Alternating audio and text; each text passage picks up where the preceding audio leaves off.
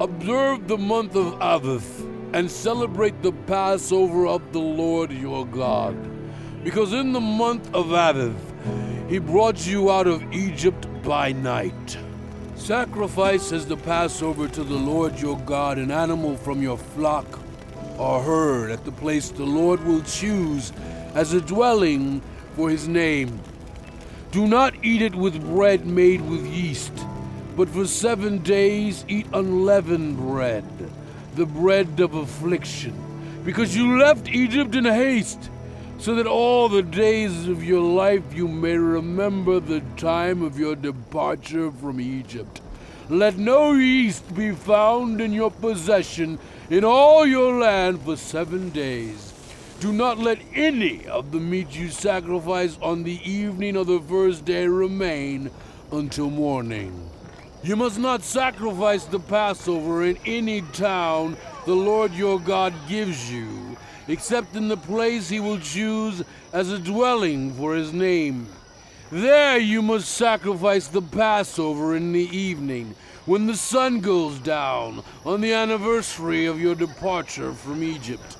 Roast it and eat it at the place the Lord your God will choose. Then in the morning return to your tents. For 6 days eat unleavened bread. And on the 7th day hold an assembly to the Lord your God, and do no work. Count off 7 weeks from the time you begin to put the sickle to the standing grain. Then celebrate the festival of weeks to the Lord your God by giving a free will offering in proportion to the blessings the Lord your God has given you. And rejoice before the Lord your God at the place he will choose as a dwelling for his name. You, your sons and daughters, your male and female servants, the Levites in your towns, and the foreigners, the fatherless, and the widows living among you. Remember that you were slaves in Egypt, and follow carefully these decrees. Celebrate the festival of tabernacles for 7 days after you have gathered the produce of your threshing floor and your winepress. Be joyful at your festival, you, your sons and daughters, your male and female servants, and the Levites, the foreigners, the fatherless, and the widows who live in your towns. For 7 days celebrate the festival to the Lord your God at the place the Lord will choose. For the Lord your God will bless you in all your harvest and in all the work of your hands, and your joy will be complete. 3 times a year all your men must appear before the Lord your God at the place he will choose. At the festival of unleavened bread, the festival of weeks, and the festival of tabernacles, no one should appear before the Lord empty-handed. Each of you must bring a gift in proportion to the way the Lord your God has blessed you. Appoint judges and officials for each of your tribes in every town the Lord your God is giving you, and they shall judge the people fairly. Do not pervert justice or show partiality. Do not accept a bribe, for a bribe blinds the eyes of the wise and twists the words of the righteous. Follow justice, and justice alone, so that you may live and possess the land the Lord your God is giving you. Do not set up any wooden Asherah pole beside the altar you build to the Lord your God. And do not erect a sacred stone, for these the Lord your God hates. Do not sacrifice to the Lord your God an ox or a sheep that has any defect or flaw in it, for that would be detestable to him. If a man or woman living among you in one of the towns the Lord gives you is found doing evil in the eyes of the Lord your God, in violation of his covenant, and contrary to my command, has worshipped other gods, bowing down to them or to the sun or the moon, or the stars in the sky, and this has been brought to your attention, then you must investigate it thoroughly. If it is true and it has been proved that this detestable thing has been done in Israel, take the man or woman who has done this evil deed to your city gate and stone that person to death. On the testimony of 2 or 3 witnesses, a person is to be put to death, but no one is to be put to death on the testimony of only one witness. The hands of the witnesses must be the first in putting that person to death, and then the hands of all the people. You must purge the evil from among you. If cases come before your courts that are too difficult for you to judge, whether bloodshed, lawsuits, or assaults, take them to the place the Lord your God will choose. Go to the Levitical priest and to the judge who is in office at that time. Inquire of them, and they will give you the verdict. You must act according to the decisions they give you at the place the Lord will choose.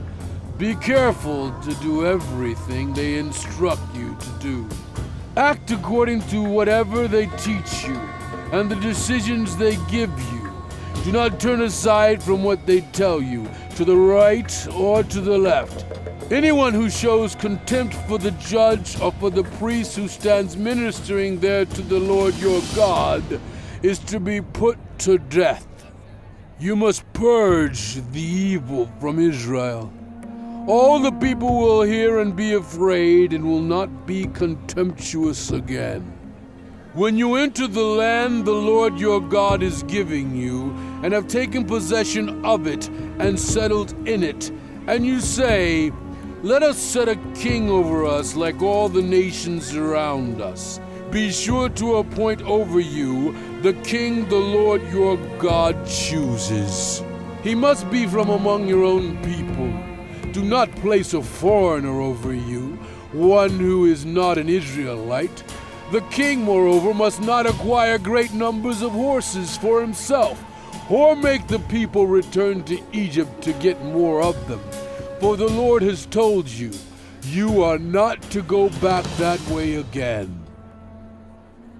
He must not take many wives, or his heart will be led astray. He must not accumulate large amounts of silver and gold.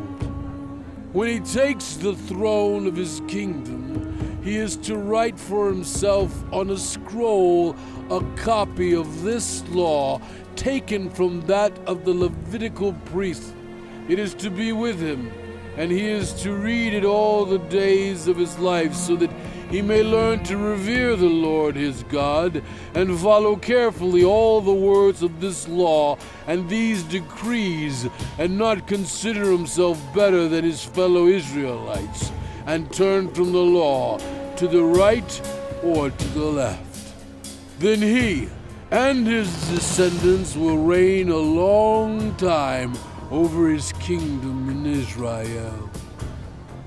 The Levitical priests, indeed the whole tribe of Levi, are to have no allotment or inheritance with Israel.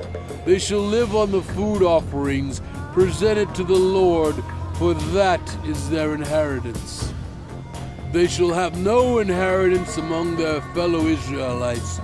The Lord is their inheritance, as he promised them. This is the share due the priest from the people who sacrifice a bull or a sheep, the shoulder, the jowls, and the internal organs. You are to give them the first fruits of your grain, new wine and olive oil, and the first wool from the shearing of your sheep. For the Lord your God has chosen them and their descendants out of all your tribes to stand and minister in the Lord's name always. If a Levite moves from one of your towns anywhere in Israel where he is living, and comes in all earnestness to the place the Lord will choose, he may minister in the name of the Lord his God, like all other Levites who serve there in the presence of the Lord. He is to share equally in their benefits, even though he has received money from the sale of family possessions. When you enter the land the Lord your God is giving you, do not learn to imitate the detestable ways of the nations there. Let no one be found among you who sacrifices their son or daughter in the fire, who practices divination or sorcery, interprets omens, engages in witchcraft, or casts spells, or who is a medium or spiritist, or who consults the dead. Anyone who does these things is detestable to the Lord. And because of these detestable practices, the Lord your God will drive out those nations before you. You must be blameless before the Lord your God. The nations you will dispossess listen to those who practice sorcery or divination, but as for you, the Lord your God has not permitted you to do so. The Lord your God will raise up for you a prophet like me from among you, from your own people. You must listen to him. For this is what you asked of the Lord your God at Horeb, on the day of the assembly, when you said, "Let us not hear the voice of the Lord our God, nor see this great fire anymore, or we will die." The Lord said to me, "What they say is good. I will raise up for them a prophet like you from among their people, and I will put my words in his mouth. He will tell them everything I command him. I myself will call to account anyone who does not listen to my words, that the prophet speaks in my name. But a prophet who presumes to speak in my name anything I have not commanded, or a prophet who speaks in the name of other gods, is to be put to death. You may say to yourselves, how can we know when a message has not been spoken by the Lord? If what a prophet proclaims in the name of the Lord does not take place or come true, that is a message the Lord has not spoken. That prophet has spoken presumptuously. No one should be alarmed.